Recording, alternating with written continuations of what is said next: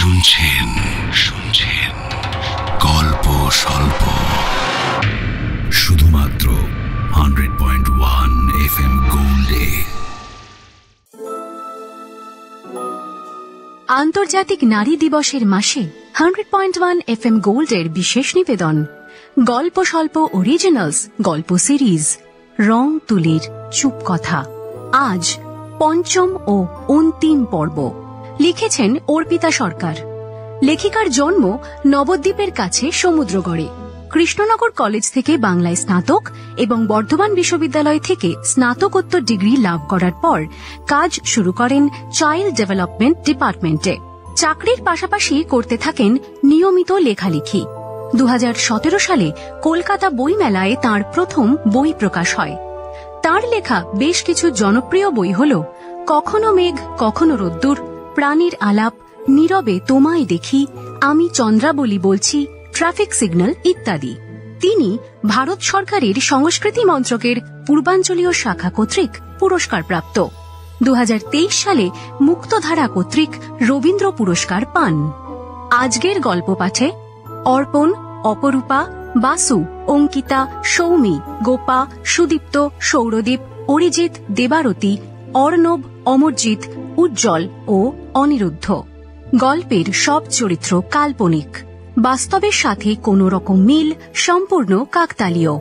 গল্পে ব্যবহৃত অপরাধের উল্লেখ সাধারণ মানুষকে সচেতন করার বার্তা বহন করে। গত পর্বে শুনেছি নিজের পরিচয় গোপন করে স্বর্ণদ্বীপের প্রাক্তন স্ত্রী মনীষার সঙ্গে দেখা করে পুলিশ অফিসার লগ্নজিতা ভট্টাচার্য। বোঝে যে বর্ণিতার প্রতি তার ভালোবাসাই অব্যয়ের প্রতি স্বর্ণদ্বীপের রাগের কারণ। ওদিকে অব্যয়ের মেসেজ পেয়ে বন পলাশিতে হাজির হয় বর্ণিতা, ওর সঙ্গী হয় লগ্নজিতা। রানীবালা দেবী জানতে পারেন শুভদ্বীপের কারণেই মুনলাইটে কাজ করতে বাধ্য হয়েছিল লাবণ্য। রক্তিম আর গুঞ্জার মধ্যে অব্যয়কে নিয়ে মান অভিমানের পালা চলে। শেষ পর্যন্ত কি ধরা পড়বে আসল সত্য? পুলিশ অফিসার লগ্নজিতা ভট্টাচার্যকে পারবেন অপরাধীকে খুঁজে বের করতে? শুনুন রং তুলির চুপ কথা, পঞ্চম এবং অন্তিম পর্ব। শুরু হচ্ছে গল্প স্বল্প অরিজিনালস গল্প সিরিজ রং তুলির চুপ কথা, পঞ্চম ও অন্তিম পর্ব।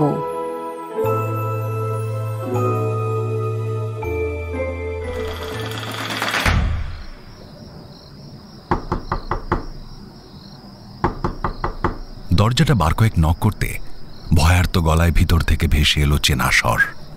কে? আমি। খোলো। দরজাটা খুলে বর্ণিকে আচমকা জড়িয়ে ধরল অব্যয়। বিশ্বাস করো, আমি কাউকে খুন করিনি। আমি খবর পেলাম কলকাতা পুলিশের একজন গোয়েন্দা নাকি আমায় খুঁজে বেড়াচ্ছে। এখন কি হবে বর্ণিতা? লাস্ট কবে অব্যয় ওর হাত ধরেছিল ওর মনে নেই। শেষ কবে অব্যয় নিজেকে ওর কাছে সমর্পণ করেছে সেটাও ওর খেয়ালে নেই। বর্ণিতা আশ্বস্ত করার ভঙ্গিমায় বলল, এত ভয় পাওয়ার তো কিছু নেই। আমি জানি তুমি কাউকে খুন করনি। অকারণে পালিয়ে আসার দরকার ছিল না। ছিল। লাবণ্যর মৃত্যুর খবরটা শুনে আমি অস্থির হয়ে গেছিলাম। কলকাতায় থাকতে পারছিলাম না, তাই নিজের অবাধ্য মনটাকে সঙ্গী করেই বেরিয়ে এসেছিলাম।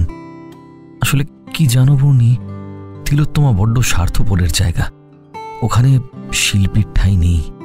ওখানে নাম, যশ, এইসবের কদর। বর্ণিতা ওকে বসিয়ে শান্ত গলায় বলল, আচ্ছা, আমার একজন বন্ধু এসেছে তোমার সঙ্গে আলাপ করতে। তাকে সত্যিটা বললে সে হয়তো আমাদের হেল্প করবে। না হলে তুমি জড়িয়ে যাবে লাবণ্যের মৃত্যুর ঘটনায়। বন্ধু? কে বন্ধু? তোমার চ্যানেলের কেউ? দারুণ তো রিসর্টটা। এখানে বুঝি মানুষ হানিমুনে আসে? আমি এসেছি বনের গন্ধ নিতে আর নিজেকে খুঁজতে। ঠিক কি চাই আমি? তুমি বারবার বলতে বর্ণি, মনে আছে, নিজেকে বোঝাটা বড্ড জরুরি। আমি কোনোদিনও শুনিনি তোমার কথা। এখন বুঝতে পারছি আমার আগে নিজেকে আবিষ্কার করার দরকার ছিল। তা খুঁজে পেলে নাকি এখনো বনপলাশির পথে খুঁজে বেড়াচ্ছ। আচ্ছা শোনো, আমার বন্ধুকে ডাকছি, আলাপ করো। আমার বন্ধুর নাম লগ্নজিতা ভট্টাচার্য। লাবণ্যর কেসটা ওই ইনভেস্টিগেট করছে। তুমি সঙ্গে পুলিশ এনেছ? বিশ্বাস শব্দটার কি আর সত্যি কোনো মূল্য নেই? বোধহয় নেই, না হলে তোমার এক্সিবিশনে আমি আমন্ত্রণ পেতাম, না হলে লাবণ্যর কথাও আমি জানতাম, তাই না? তবে আমি তোমার কোনো ক্ষতি করতে লগ্নজিতাকে এখানে আনিনি। তুমি যাতে অ্যারেস্ট হওয়ার আগে নিজের বক্তব্যটুকু রাখতে পারো নির্দ্বিধায়, সেই ব্যবস্থাটুকু করেছি। আমায় কি জেরা করা হবে বর্ণি? প্রশ্ন করা হবে, শুধু সত্যিটা বলবে। ঘরের মেঝেতে এমন সুন্দর আলপনা কে দিয়ে দেয় অব্যয়? বনপলাশিতে এসেই আবার কোনো বনফুলের গন্ধে আকৃষ্ট হয়ে গেলে নাকি? ব্যঙ্গ করছো? লাবণ্য আমাদের স্ট্যান্ডার্ডে নয় বলেই কি ব্যঙ্গাত্মক সুর তোমার গলায়? না, ঠিক সেজন্য নয় অব্যয়, তবে হঠাৎ ভালোবাসতে শিখেছ দেখেই ভাবলাম এবার হয়তো সেটা বিতরণও করবে। যাকে, আমার মান অভিমান নিয়ে টানাটানি করতে আমি এখানে আসিনি, বরং তোমার বিপদে তোমার পাশে দাঁড়াবো বলেই সেই 7 সকালে কলকাতা থেকে গাড়িতে জার্নি করছি। একটু ওয়েট করো, লগ্নজিতা ভট্টাচার্য আসছেন। কিছু কিছু মানুষ থাকে যেন বর্ণিতা, যে অপমান করবে জেনেও তার কাছে নত হওয়া শ্রেয়। অন্তত অপমানটার মধ্যেও আন্তরিকতা থাকে। চুলটা এলোমেলো হয়ে গেছে, একটু ঠিক করে নাও। নিজের পছন্দ এতটা অগোছালো, এটা কোনো মানুষের সামনে প্রকট হোক আমি চাই না। বর্ণিতার ঠোঁটে আলগা হাসির দিকে তাকিয়ে অব্যয় বলল, একটুও পাল্টালে না তুমি, সেই একই রকম জেদি। ভারে, আমার পাল্টানোতে অব্যয় বিশ্বাসের কি এসে গেল? বরং তার চোখ সব সময় ইউনিক কিছুতে গিয়েই আটকে যায়, তাই না? গড়পড়তা কোনো কিছুতেই তার যে বড় অ্যালার্জি।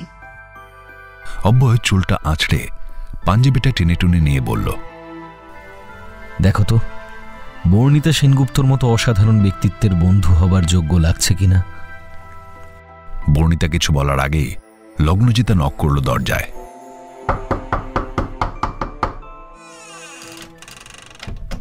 আসতে পারি? অ্যারেস্ট ওয়ারেন্ট থাকলে কি আর এভাবে ফর্মালিটিস করতেন ম্যাডাম? তাই অকপটে চলে আসুন। লগ্নজিতা দেখল ছবির থেকেও সামনাসামনি অব্যয় আরেকটু বেশি শার্প, বেশ একটা কাব্যিক চাউনি, গালে ট্রিম করা দাড়ি, ফেডেড পাঞ্জাবি পরা, হাইটটা 6 ফুট ছুঁতে গিয়ে একটু বাধাপ্রাপ্ত হয়ে সম্ভবত 5 ফুট 11 ইঞ্চিতে এসে থেমেছে।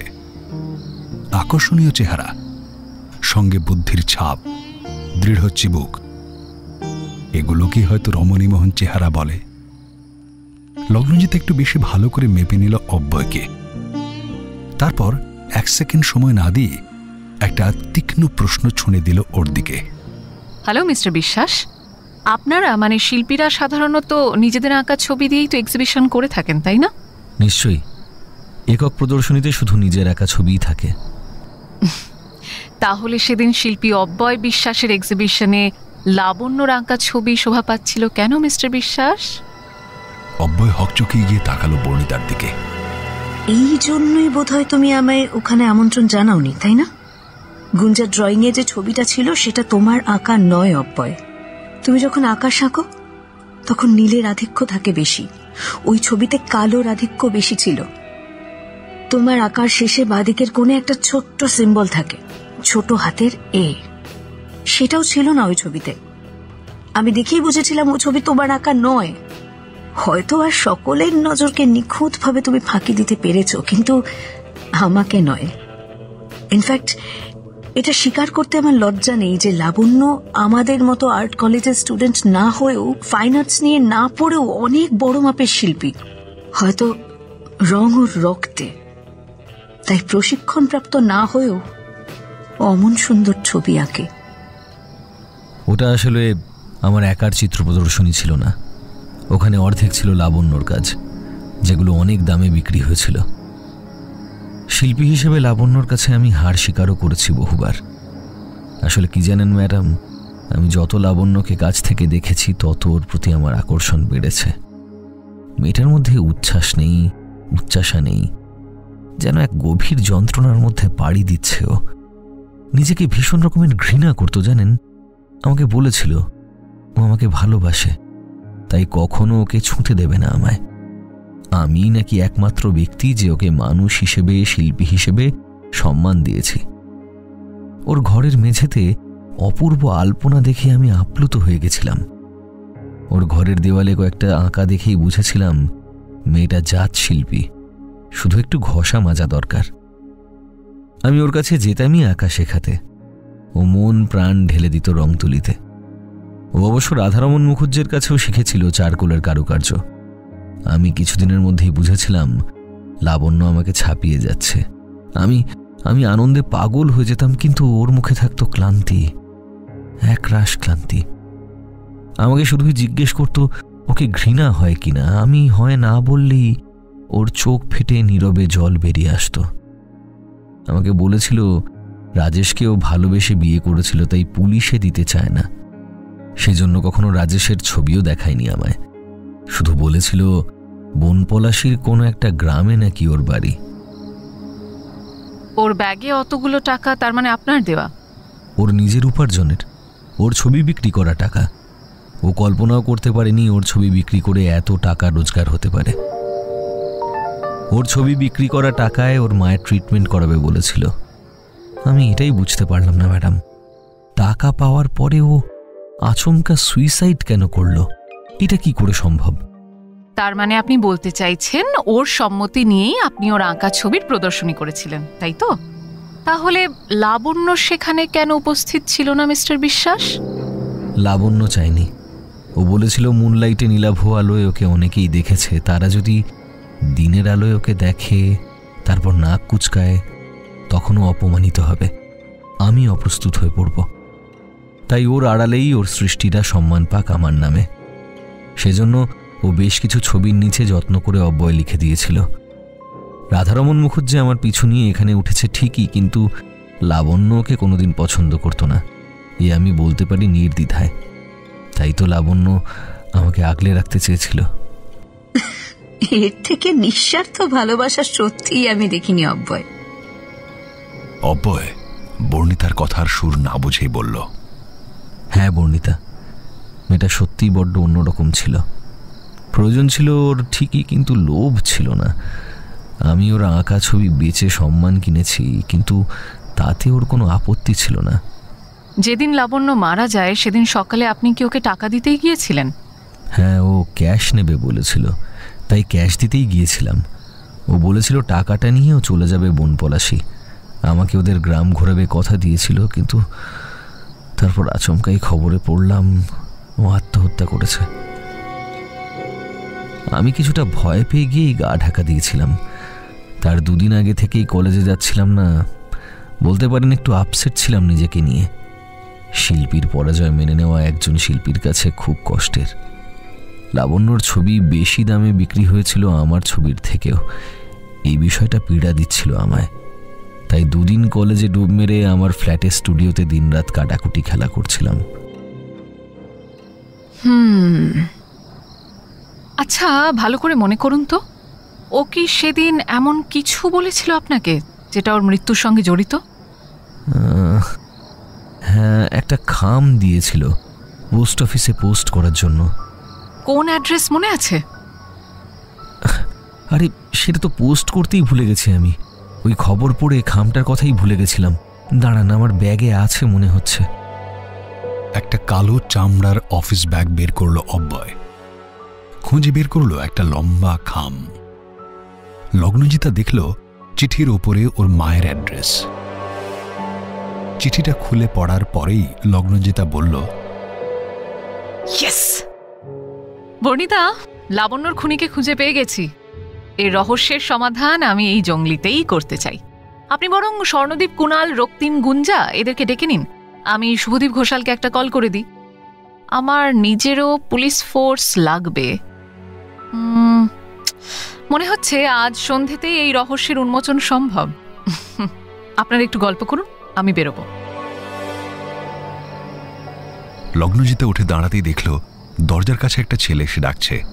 স্যার, আপনি কি আজ বেরোবেন? গাড়ি রেডি করব। ছেলেটাকে ভীষণ চেনা ঠেকল লগ্নজিতার। কোথায় যেন দেখেছে, চোখ দুটো বড্ড চেনা। ছেলেটাকে অব্যয় বলল, বাদশাহ, আমি তোমাকে একটু পরে জানাচ্ছি, আমার গেস্ট এসেছে। বাদশাহ তীক্ষ্ণ দৃষ্টিতে ঘরটা দেখে নিয়ে চলে গেল। লগ্নজিতা ব্যাগ থেকে লাবণ্যর অ্যালবাম ঘেঁটে বের করে ফেলল বাদশাহ নামের ছেলেটাকে। শুধু চুলের স্টাইলের পরিবর্তন ছাড়া বাকি চেহারার মিলে চিনে নেওয়া যায় দুজন একই ব্যক্তি। প্লিজ প্লিজ বলুন, খুনি কে? সব জানানো হবে বর্ণিতা, একটু অপেক্ষা করুন। পুরনো টালির চাল, অর্ধেক টালি ভঙ্গুর হয়ে গেছে। মাটির 2 কুঠুরি ঘর। এক ফালে উঠোনে বসে একজন মহিলা নারকেলের কাঠি দিয়ে ঝাঁটা বানাচ্ছে। বেশ কয়েকজনকে জিজ্ঞেস করে করে এই সাতহারা গ্রামে পৌঁছেছে লগ্নজিতা।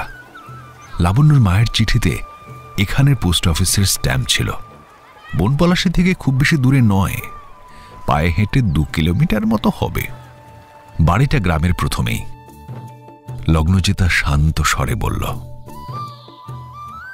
আপনি লাবণ্যর মা? মহিলা একটু চমকে উঠে বলল, কে? আপনি কে বটে? লাবণ্য আর বেঁচে গেলাই, সে মরে গেছে। তার ইজ্জত লিয়ে আর টানাটানি করবে গেলাই। যান এখান থেকে।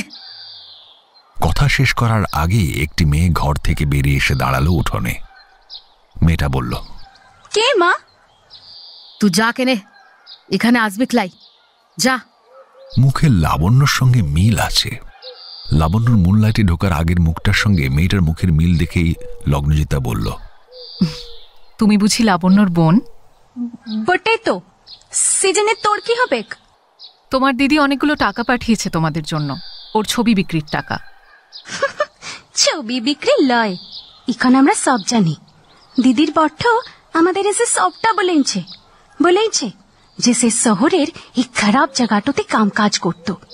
তাই তো জামাইন বাবু ওকে লিয়ে ঘর করে লাই। তুই ঘরকে যা শিমুল। আপনাকে বলছি না, আমাদের কোনো টাকার দরকার লাই, সে মরে গেছে, আপনাকে বলছি তো। লগ্নজিতা অবাক হয়ে ভাবছিল রাজেশ ঘটি ওরফে বাদশার বুদ্ধির তীক্ষ্ণতা সম্পর্কে। যখন দেখেছে রানী ভবনে গিয়ে আর লাবণ্যকে ব্ল্যাকমেল করে টাকা আদায় করা যাবে না, তখন এসেছে লাবণ্যর নামে বদনাম করে এদের কাছে ভালো হতে। এরপর বোধহয় শিমুলকে নিয়ে গিয়ে কলকাতায় বিক্রির প্ল্যান করেছে। লগ্নজিতার মেজাজ গরম হচ্ছে, মনে হচ্ছে এখনই গিয়ে বাদশাকে অ্যারেস্ট করতে। কিন্তু সেটা বোধহয় এভাবে সম্ভব নয়, কারণ লগ্নজিতা প্রমাণ করতে পারবে না যে রাজেশ লাবণ্যকে বিক্রি করেছিল শুভদীপ ঘোষালের কাছে। শুভদীপ সেদিন ভয়ে স্বীকার করেছিল ঠিকই যে রাজেশ ওর কাছ থেকে টাকা নিয়েছিল, কিন্তু সেটা বোধহয় এভাবে লগ্নজিতা প্রমাণ করতে পারবে না। কিন্তু শিমুলকে বাদশার হাত থেকে বাঁচাতে হবে। মুহূর্তে ভেবে নিল লগ্নজিতা, তারপর বলল, শিমুল, তোমার দিদি মারা যাবার আগে একটা চিঠি লিখেছিল তোমার মাকে, এই নাও। দিদি যখন পালিয়ে যায়, গ্রামে সব লোকজন আমাদের নামে কত খারাপ খারাপ কথা বলেছিল, গালি দিচ্ছিল। আমরা শুধু কাঁদতাম। আমাদের বাবা লাই, মা কত কষ্ট করে মানুষ করেছে। ছোট থেকেই দিদি আর আমি দুজনে আঁকতাম। দিদির সাধ ছিল অনেক বড় শিল্পী হবে, অনেক নাম হবে। দিদির সঙ্গে যে বাদশাদার সোহাগ চলছে, দিদি আমাকেও কোনোদিন বলে লাই। হঠাৎই পালিয়েছিল। অনেকদিন পরে দিদির চিঠি এলো বাড়িতে। তারপর কিছু কিছু টাকা পাঠাতো দিদি। আমি মায়ের হয়ে উত্তর দিতাম দিদিকে। আমি অল্প লেখাপড়া শিখেছি, লিখতে পড়তে পারি। তোমার দিদি কি তোমায় শিমু বলে ডাকতো? বটে, মা ওকে লাবু আর আমায় সিমু ডাকে। মায়ের চোখে জল পড়ে। শহরে নিয়ে গিয়ে মায়ের চোখ তো কাটাতে হবে। দিদিকে লিখেওছিলাম সে কথা। দিদি বলেছিল টাকা নিয়ে আসবে এখানে। তারপর হঠাৎই জানলাম দিদি আর লাই।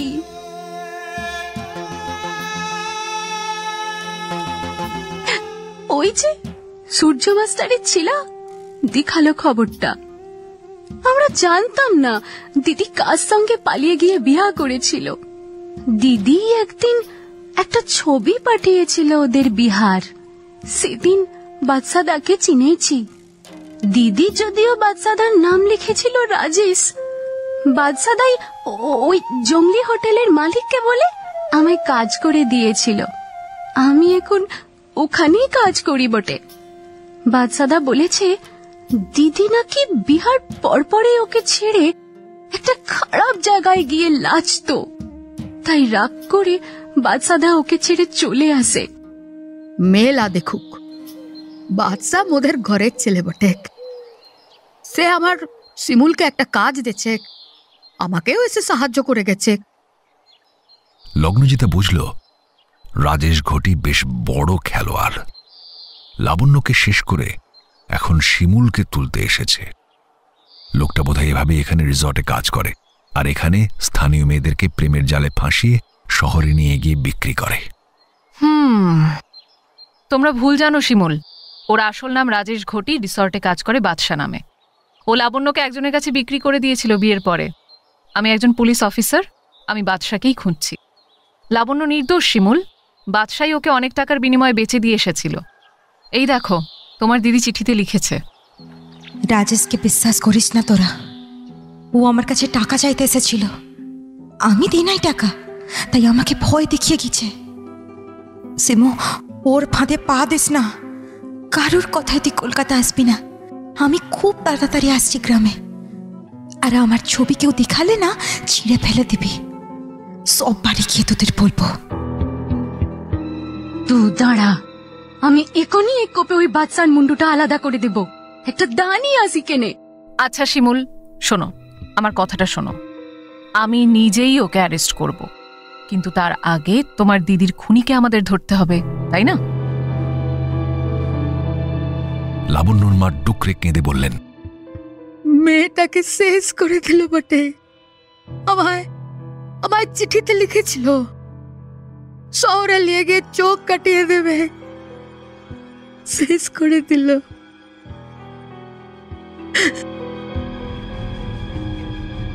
লগ্নজিতা শিমুলকে বলল, সাবধানে থেকো, বাদশাকে বাড়িতে ঢুকতে দিও না। আর এই নাও তোমার দিদির টাকাইগুলো। ছবি বিক্রি করে সেগুলো রোজগার করেছে। বড় কালো ব্যাগটা শিমুলের হাতে ধরিয়ে দিয়ে বেরিয়ে এলো লগ্নজিতা। লাবণ্যর ঘর থেকে সেদিন টাকার ব্যাগটা নেওয়ার সময় ভেবেছিল এটা ওর পরিবারের কাছে পৌঁছে দেওয়া দরকার। একটা কাজ মিটল বনপলাশিতে এসে। গাড়িতে উঠতেই বর্ণিতার ফোন। ম্যাডাম, আমি সকলকে কল করে দিয়েছি, সবাই আসছে জানালো। বর্ণিতার সঙ্গে কথা হওয়ার পর লগ্নজিতা ফোন করল শুভদীপ ঘোষালকে। শুভদীপ ফোনটা রিসিভ করেই বলল, ম্যাডাম, আমি আপনার কাছে সত্যিটা স্বীকার করছি। লাবণ্যকে খুনটা আমি করিনি, তবে সেই মুহূর্তে সত্যি ওর ঘরে কোনো টুল বা চেয়ার ফেয়ার ছিল না, তাই আমার মনে হয় এটা খুন। বুঝেছি, আপনি শার্লক হোমসের সেকেন্ড এডিশন। এবার আর কথা না বাড়িয়ে বনপলাশিতে এসে পৌঁছন তো। বনপলাশি? কিন্তু কেন? আমি বলছি তাই। ফোনটা রেখে দিয়ে লগ্নজিতা ড্রাইভারকে বলল, চলো রং বেরং হোটেল চলো।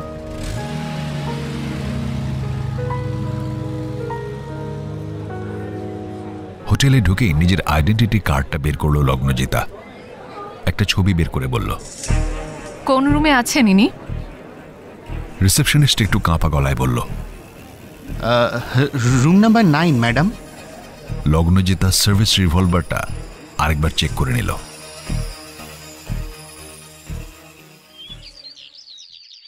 জঙ্গলি রিসর্টের সাজানো ড্রয়িং রুমে বেতের চেয়ারে বসে আছে সকলে। গুঞ্জা, রক্তিম, অব্যয়, বর্ণিতা, কুনাল বসে আছে একদিকে। স্বর্ণদীপ বিরক্ত মুখে ঘন ঘন মোবাইলের স্ক্রিন ঘাঁটছে। শুভদীপ ঘোষালের মুখে কেউ যেন এক পোঁচ ভয় মেশানো নীল রং মাখিয়ে দিয়েছে। গুঞ্জা খুব সাবধানে বর্ণিতাকে বলল, হ্যাঁ রে, অব্যয়ের উপরে কোনো দোষ পড়েনি তো? পুরোটা ধোঁয়াশায় ভরা আছে। কেন যে সকলকে লগ্নজিতা এখানে ডাকলো সেটাই তো বুঝতে পারছি না। স্বর্ণদীপ হঠাৎ বিরক্ত হয়ে বলল, না মানে আমি তো বুঝতেই পারছি না যে আমরা সাসপেক্ট হলাম কি করে, কেন আমাদেরকে এখানে ডেকে আনা হয়েছে। কুণাল শান্ত গলায় বলল, অব্যয়, তুই হঠাৎ এখানে গা ঢাকা কেন দিয়েছিলি? রক্তিম একটু বেশি চুপচাপ, ভাবনার অতলে প্রবেশ করেছে যেন। শিমুল আর ওর মা জড়সড় হয়ে বসে আছে। অব্যয় বলল, শিমুল তো এই রিসর্টের ঘরে আলপনা দিতে আসে, ওকে কেন ডেকেছে লগ্নজিতা জানিস? না, আমিও আজ পাতালে হাবুডুবু খাচ্ছি। কি হতে চলেছে সেটাই তো ক্লিয়ার নয়। শুভদীপ ঘোষাল আর চোখে একবার তাকালো অব্যয়ের দিকে, মনে মনে ভাবল, এই ছোঁড়া প্রায় ঢুকতো লাবণ্যর ঘরে। অন্তত গোপাল তাই বলেছে। লাবণ্য নাকি একে বেশ পছন্দ করত। রাধারমন মুখুজ্জে ঘরে ঢুকতেই অব্যয় প্রায় চিৎকার করে উঠল, তুমি এখানেও এসেছো? মজা দেখতে এসেছো? লাবণ্য খুনের দায়ে আমি অ্যারেস্ট হই কিনা দেখতে এসেছো বুঝি? হ্যাঁ? অব্যয়ের কথা শেষ হবার আগেই লগ্নজিতা ঢুকল, সঙ্গে আরো জনাতিনিক কনস্টেবল এবং আরেকজন অফিসার। চেয়ারে বসতে বসতে লগ্নজিতা বলল, উত্তেজিত হবেন না অব্যয়বাবু, উত্তেজিত হওয়ার কোনো কারণ নেই। উনিও তো আপনাদের মতো লাবণ্যর পরিচিত ছিলেন নাকি? ওনারও তো জানার অধিকার আছে কে লাবণ্যর খুনি। কি রাধারমন বাবু, ঠিক বলছি তো? একদম, বড় ভালো আঁকতো মেয়েটা। আর কে খুনের সাথে জড়িত তাকে তো দেখতেই পাচ্ছি। লগ্নজিতার সাথে আসা আরেকজন অফিসার বললেন, লগ্নজিতা, এবার শুরু করো। বেশ, আপনাদের সকলের সঙ্গে সকলের পরিচয় পর্বটা বরং আমি আগে সেরে নিই। প্রফেসর অব্যয় বিশ্বাস, ইনি একজন নামী শিল্পী, আর্ট কলেজের প্রফেসর, যিনি রং তুলির খাতিরেই পরিচিত হয়েছিলেন লাবণ্যর সঙ্গে। পরে ঘনিষ্ঠতা বাড়ে, লাবণ্য ওনাকে অন্ধের মতো বিশ্বাস করতে শুরু করেন। এমনকি লাবণ্যর আঁকা ছবি উনি নিজের নামে চালিয়ে ছবি প্রদর্শনী অবধি করেন। অবশ্যই লাবণ্যর অনুমতি নিয়ে। ছবি বিক্রির টাকা লাবণ্যর ঘরে পৌঁছে দিতেই উনি লাবণ্যর মৃত্যুর দিন সকালে ওর ঘরে যান। রানী ভবনের অনেকেই ওনাকে দেখেছেন ওই দিন। একজন শিল্পীকে তার যোগ্য নাম না দেওয়ার দোষে উনি দুষ্ট, এবং পুলিশকে সাহায্য না করে উনি নিজে গা ঢাকা দিয়েছিলেন মৃত্যুর দিন থেকেই। লগ্নজিতার কথা শেষ হতেই স্বর্ণদীপ বলে উঠল, দেখলি তো বর্ণি, ওর সবটুকু জালি কেস। এক্সিবিশন করছে তাও অন্যের আঁকা ছবি দিয়ে। রক্তিম, কুণাল, গুঞ্জার চোখে বিস্ময়। লগ্নজিতা আবার শুরু করল, বর্ণিতা সেনগুপ্ত, উনি একজন মেকআপ আর্টিস্ট, ফাইন আর্টসের স্টুডেন্ট ছিলেন। বাবার চিকিৎসার কারণে মাঝপথে পড়াশোনায় ইতি টেনে বি বেঙ্গলি চ্যানেলের মেকআপ আর্টিস্ট। ভীষণ রকমের সৎ একটি মেয়ে। উনিই প্রথম আমাকে জানিয়েছিলেন অব্যয়ের নিজের আঁকা ছবি প্রদর্শনীতে ছিল না। গুঞ্জার বাড়ির ছবিটা দেখেই ওর বিশ্বাস দৃঢ় হয়। বর্ণিতাই অব্যয়ের এই বনপলাশির ঠিকানাও আমায় জানান। একজন সভ্য নাগরিকের কাজ করেছেন উনি। গুঞ্জা ও রক্তিম দুজনেই অব্যয়ের ক্লাসমেট। দুজনকে জেরা করে আমি জানতে পারি অব্যয় লাবণ্যর জন্য গুঞ্জার বুটিক থেকে গিফট কিনেছিল, এবং রক্তিমকে অব্যয় একবার রানী ভবনে নিয়ে যেতে চেয়েছিল লাবণ্যর সঙ্গে আলাপ করানোর জন্য।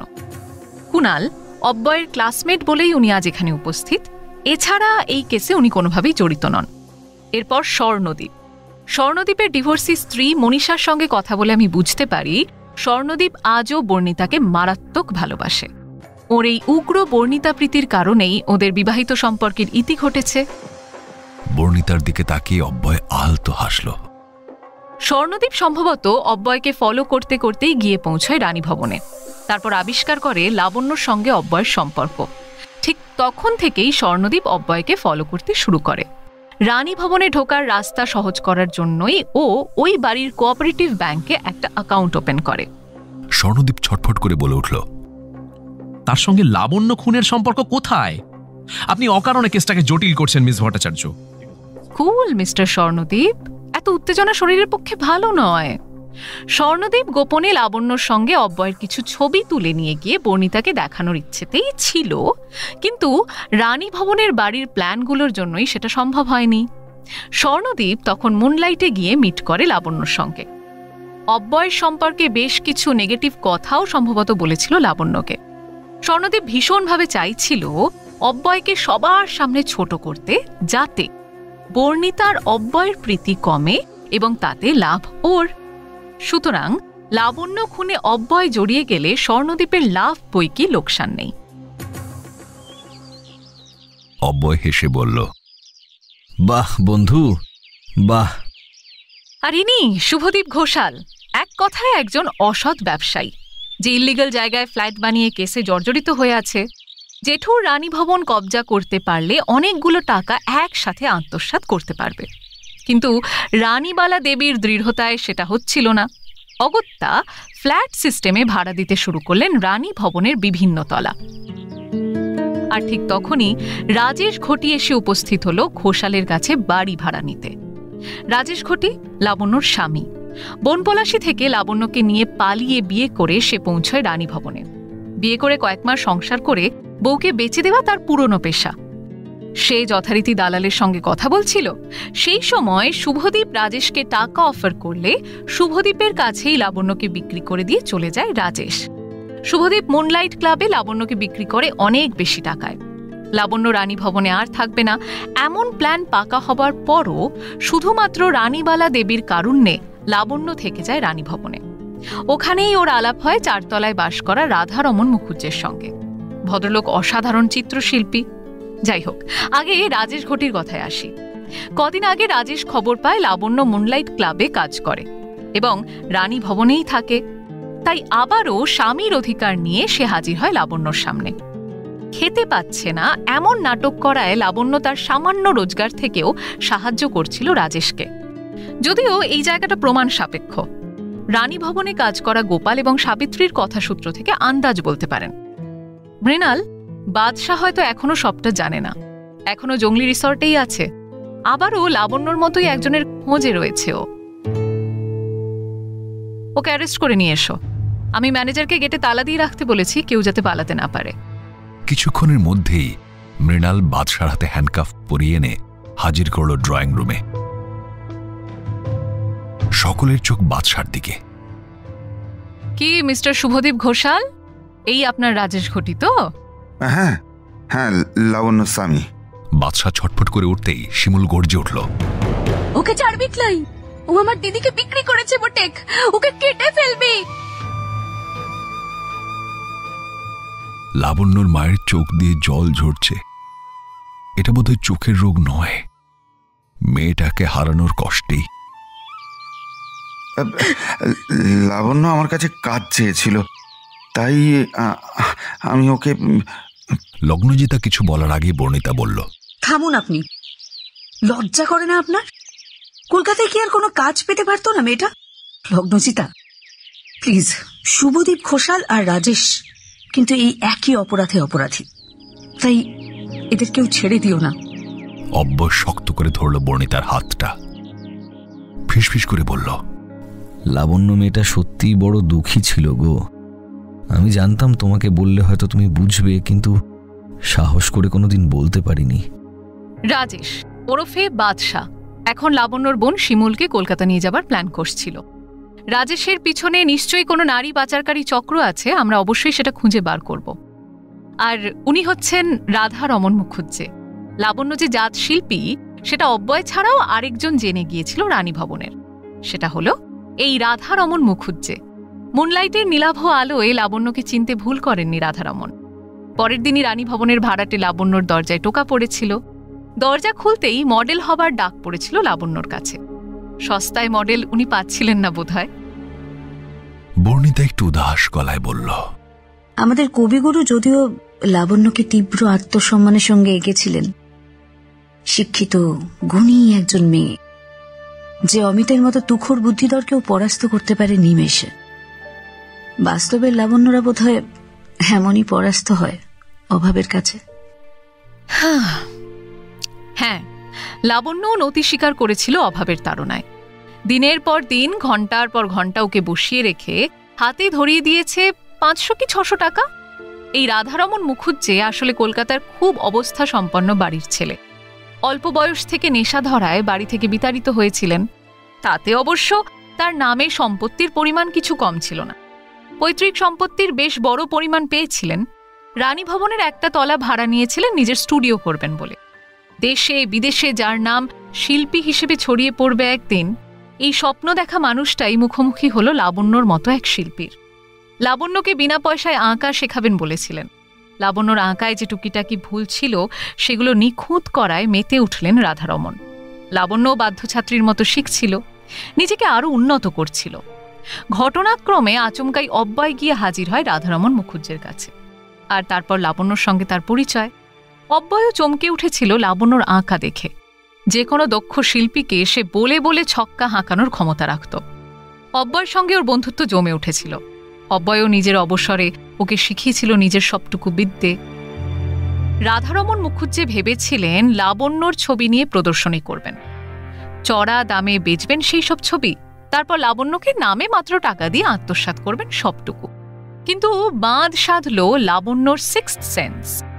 রাধারমন মুখুজ্জে যখন কলকাতার নামী হলে নিজের এক্সিবিশন করবেন অ্যানাউন্স করলেন এবং লাবণ্যর থেকে ওর আঁকা ছবিগুলো চাইলেন, আর ঠিক তখনই লাবণ্য তার নিজের আঁকা সব ছবি নিয়ে এসে দিয়ে যায় অব্যয়ের ফ্ল্যাটে। তার কয়েকদিনের মধ্যেই অব্যয় সেই সব ছবি নিয়ে প্রদর্শনী করে। আমার ইনভেস্টিগেশন বলছে সেখানে উপস্থিত হয়েছিলেন রাধারমন মুখুজ্জে। নিজের চোখে দেখে এসেছিলেন লাবণ্যর সৃষ্টিকে। রাগে তিনি দিকবিদিক জ্ঞান শূন্য হয়ে যান। খুঁজে বের করেন লাবণ্যর বনপলাশির বাড়ির ঠিকানা। মুনলাইটের লাবণ্যর বেশ কয়েকটি ছবি নিয়ে শুরু করেছিলেন ব্ল্যাকমেল। বনপলাশির ঠিকানা আর ওর ছবি সামনে ফেলে শুরু করেছিলেন লাবণ্যকে ভয় দেখাতে। এদিকে অব্যয় লাবণ্যর ছবি বিক্রি করে অনেক টাকাই এনে দিয়েছিল লাবণ্যর সামনে। লাবণ্য সিদ্ধান্ত নিয়েছিল ফিরে আসবে বনপলাশিতে। তখনই রাজেশের আগমন ঘটেছিল। শিমুলের সঙ্গে রাজেশের পরিচয় হয়েছে শুনে ভয় পেয়ে লাবণ্য ওকে কিছু টাকাও দিয়েছিল। অব্যয় যা টাকা দিয়েছিল লাবণ্যকে তার থেকে 1010 টাকা কম ছিল ওই ব্যাগে। ব্যাগপত্র সব গুছিয়ে নিয়েছিল লাবণ্য, ফিরে আসবে বনপলাশিতে। সেই জন্যই বাড়ি ভাড়া মিটিয়ে দেবে বলে শুভদীপ ঘোষালকে ডেকেছিল নিজের ঘরে। শুভদীপ আসার আগেই ওই ঘরে ঢুকেছিলেন রাধারমন। লাবণ্যর সাথে বাদানুবাদ শুরু হয়। রাধারমন রাগের মাথায় লাবণ্যকে বিছানায় ফেলে মুখে বালিশ চাপা দিয়ে মেরে দিয়েছিলেন। তারপর ওরই কাপড়ে ওকে টাঙিয়ে দিয়েছিলেন ফ্যানে। লাবণ্যর ঘরটা আপাত দৃষ্টিতে যতটা ঠিক করা সম্ভব করে দিয়েই উঠে এসেছিলেন নিজের ঘরে এবং কাউকে কিছু বুঝতে না দিয়ে বেরিয়ে এসেছিলেন রানী ভবন থেকে। অব্যয় উত্তেজিত হয়ে বলে উঠল, হ্যাঁ, আমিও দুদিন লাবণ্যকে ধমকাতে শুনেছিলাম। লাবণ্যকে জিজ্ঞেস করলেও কিছু বলেনি। বরাবরের চাপা স্বভাবের ছিল মেয়েটা, কিছুতেই কিছু বলতে চাইতো না। লগ্নজিতার সাথে আসা আরেকজন সিনিয়র অফিসার জিজ্ঞেস করলেন, আচ্ছা লগ্নজিতা, তুমি লাবণ্যের ঘরে পাওয়া ফিঙ্গারপ্রিন্টসগুলির মধ্যে রাধারমনের ফিঙ্গারপ্রিন্টস নিশ্চয়ই পেয়েছিলে? ইনিশিয়াল ক্রাইম সিন তো আমি অ্যানালাইজ করিনি। তাছাড়া শুরু থেকেই এটাকে আত্মহত্যা ভাবা হচ্ছিল, তাই ক্রাইম সিন পুরোটাই কন্টামিনেটেড ছিল। রাধারমনের ফিঙ্গারপ্রিন্টস হয়তো পেতাম, তবে ওই রাস্তায় এগোইনি, কারণ ওই ঘরে নয় নয় করে হলেও অব্যয়, রাধারমন, শুভদীপ, গোপাল, এমনকি সাবিত্রীরও ফিঙ্গারপ্রিন্টস থাকাটাই স্বাভাবিক ছিল। সেক্ষেত্রে কেসটা আরও ঘেঁটে যেত। সেই জন্য চেষ্টা করছিলাম খুনের মোটিভটা খুঁজে পেতে। রাধারমন ব্যঙ্গ করে বলে ওঠে, অফিসার দেখছি বেশ ভালো যাত্রাপালা লিখতে পারেন। এমন করে বলছেন যেন সেদিন ওই ঘরে আপনি ছিলেন। তা আমি যে ওকে খুন করেছি এবং সেটাও নাকি বালিশ চাপা দিয়ে, তার প্রমাণটা ঠিক কিরকম একটু যদি খোলসা করেন।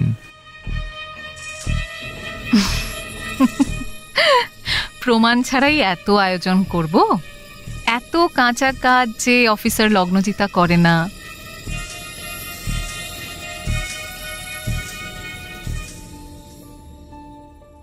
শ্বাসরোধ যে মৃত্যুর কারণ সেটা তো পোস্টমর্টেম রিপোর্টই বলছে। প্রশ্ন ছিল খুন না আত্মহত্যা। মোটিভ খুঁজছিলাম। বালিশ চাপা দিয়ে মারার বিষয়টা কিছুটা আমার গেস আর সিক্সথ সেন্স বলতে পারেন।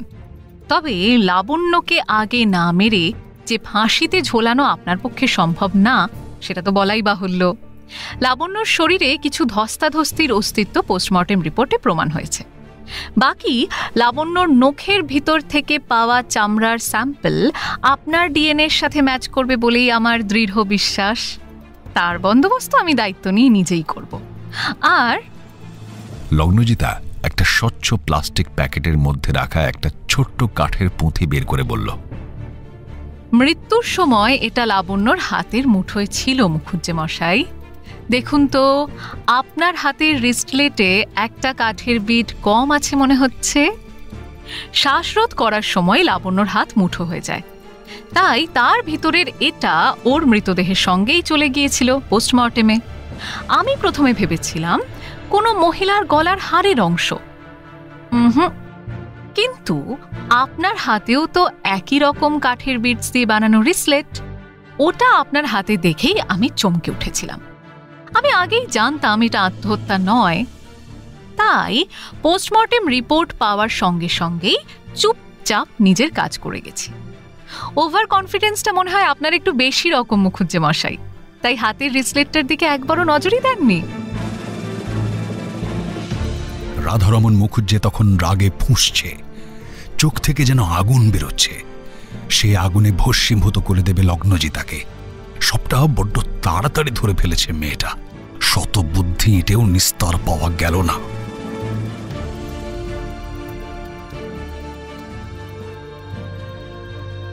শুভদীপ ঘোষাল আমতামতা করে বলল, হ্যাঁ, লাবণ্য আমায় ডেকেছিল বলেই আমি ঢুকেছিলাম রানী ভবনে। কিন্তু কিন্তু লাবণ্যর ঘরে ঢোকার আগেই গোপাল এসে ডেকেছিল। আমার সন্দেহ হয়েছিল, ঘরে কোনো টুল নেই, ঘরের চাদর টান টান করে পাতা। লাবণ্যর যে হাইট, তাতে বিছানা থেকে ফ্যানের নাগাল পাওয়া সম্ভবই না। হ্যাঁ, তখনই আপনি নার্ভাস হয়ে বলেছিলেন খুন হয়েছে। পরে অবশ্য আত্মহত্যা বলে চালানোর চেষ্টা অনেকেই করেছিল। আসলে কি জানেন, বেওয়ারিশ লাশের মৃত্যু তদন্ত করার থেকে নিজেকে আড়াল করতে সকলেই ভালোবাসে। রাধারমন বনপলাশিতে এসে উঠেছিল কারণ ও জানতো পুলিশ হয়তো লাবণ্যর বাড়ির খোঁজ করতে আসবে। তখন ও দূর থেকে দেখবে বিষয়টা কোন দিকে এগোচ্ছে, সেই মতো কলকাতা ফিরবে। তবে এটা যে খুব একটা বুদ্ধিমানের মতো কাজ হয়েছে তেমনটা বলতে যে পারবো না। ধরা পড়লে কোনো কারণ ছাড়াই বনপলাশিতে কি করছেন সেটা কিন্তু উনি বলতে পারতেন না। জানেন তো রাধারমন বাবু, শিল্পী আপনি দুর্দান্ত হতেই পারেন, ক্রাইম করতে এখনো বেশ কাঁচা আপনি। আপনার জায়গায় কোনো দুঁদে আসামি থাকলে সে দিব্যি কলকাতাতেই নিজের কাজ করে বেড়াতো। রাধারমন তখন রাগে ফুঁসছে, গর্জে ওঠে বলে, আপনি তো দেখছি নিজেই পুলিশ, নিজেই জাজ। তা বলছি, আমাকে আর কতক্ষণ এভাবে অপদস্থ করবেন? ভদ্রলোকের মান সম্মান নিয়ে খেলা করছেন। আপনার বিরুদ্ধে আমি মানহানির মামলা করব। অব্যয় বলল, ছি ছি, নিজেকে এই মুহূর্তে একজন চিত্রশিল্পী ভাবতে জাস্ট ঘৃণা হচ্ছে। মানুষের নামের লোভ এতটা ভয়ঙ্কর হতে পারে, আপনাকে না দেখলে বিশ্বাসই হতো না মুখুজ্জে মশাই। এই জন্যই লাবণ্য বলতো মুখুজ্জের কাছ থেকে সাবধান, বড্ড লোভ ওর। লগ্নজিতা বলল, গাড়িতে তোলো বাদশাহ রাধারমনকে। শুভদীপ ঘোষালকে থানায় হাজিরা দিতে হবে। রাধারমন নিজের হাত ছাড়ানোর জন্য ধস্তাধস্তি করতে করতে চিৎকার করে উঠল, কোনো কিছুই প্রমাণ করা যাবে না আমার বিরুদ্ধে। আমার উকিল এক মুহূর্তে আমাকে খালাস করিয়ে নেবে।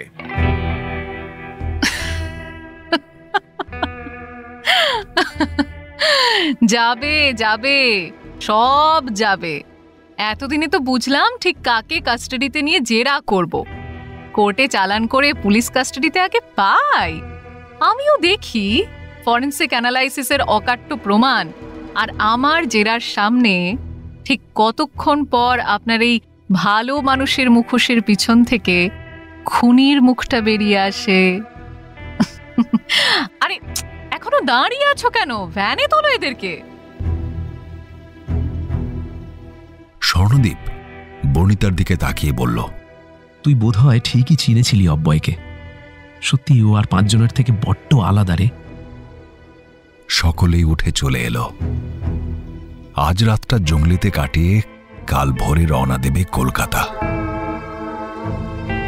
বর্ণিতা উঠে দাঁড়াতেই অব্যয় বলল, একাকিত্ব শব্দটা কবিতা বা ছবিতে ভীষণ রকমের সুন্দর, কিন্তু মধ্যরাতের নিস্তব্ধতায় একটা বিশাল হাঁ করে গিলে খেতে আসে।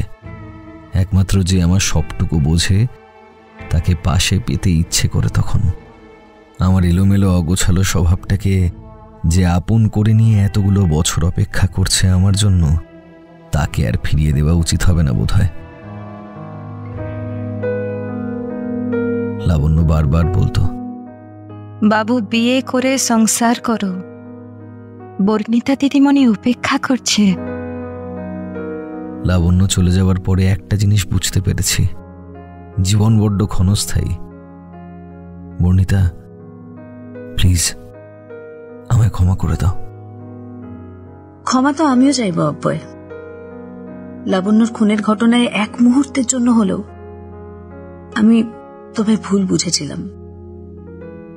ওই সময়টুকুর জন্য প্লিজ আমায় ক্ষমা করে দিও, প্লিজ। এই নাও, লাবণ্য শুধু আমার কাছে তোমার গল্প শুনে তোমায় এঁকেছিল। দেখো, হুবহু তুমি। আমি চমকে গিয়েছিলাম। বর্ণিতা তাকিয়ে দেখল একটা সাদা কাগজে ওর মুখের আদলে একটা মেয়ের মুখ, নিচে লেখা অব্যয়ের বর্ণিতা। নিজের অজান্তে একটা সম্পূর্ণ অপরিচিত মেয়ের জন্য 2 ফোঁটা জল গড়িয়ে পড়ল ওর চোখ দিয়ে।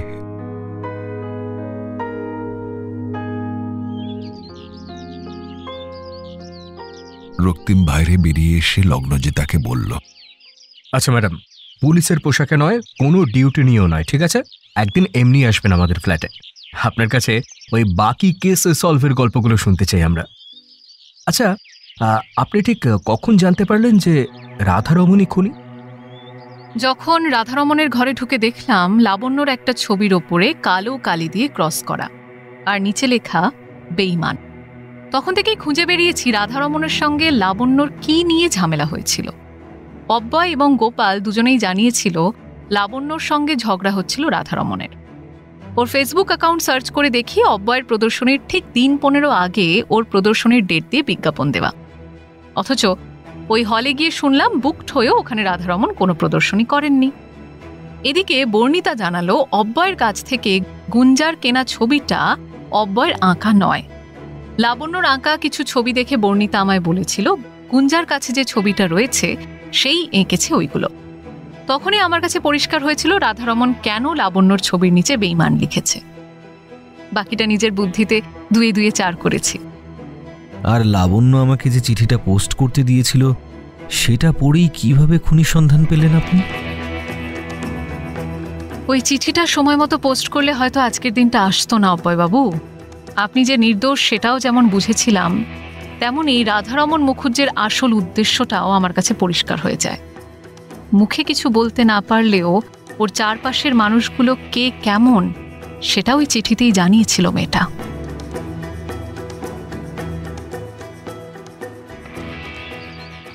চিঠিটা পোস্ট করলে মেয়েটাকে প্রাণে বেঁচে যেত, কে জানে। মনটা ভারী হয়ে গেল অব্যয়ের।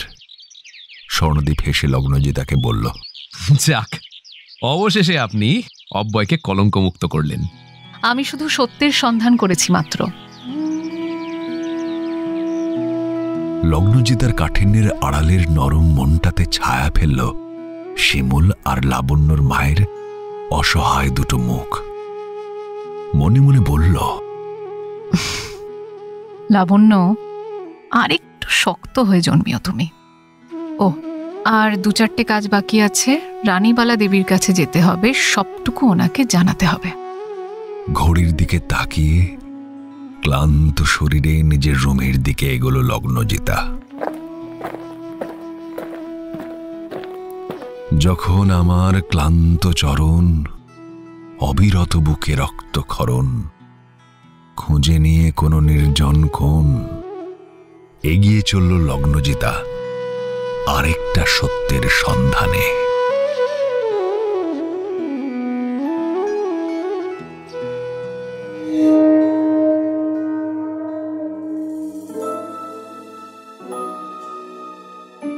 গল্প স্বল্পতে শুনলেন গল্প স্বল্প অরিজিনালস, গল্প সিরিজ, রং তুলির চুপ কথা, পঞ্চম ও অন্তিম পর্ব। গল্পের কথক অর্পণ, গল্পের সূত্রধার সৌমি, বিভিন্ন চরিত্রে অব্যয় বাসু, বর্ণিতা অঙ্কিতা, স্বর্ণদীপ অমরজিৎ, লাবণ্য বিহঙ্গী, রাধারমন মুখুজ্জে উজ্জ্বল, শুভদীপ ঘোষাল সুদীপ্ত, রক্তিম অরিজিৎ, গুঞ্জা দেবারতী, কুনাল অর্ণব, শিমুল সৌমি, শিমুল ও লাবণ্যর মা গোপা, বাদশাহ ওরফে Rajesh Sayan, senior police officer Aniruddha, receptionist Souradeep এবং লগ্নজিতার ভূমিকায় অপরূপা। শুনলেন গল্প স্বল্প।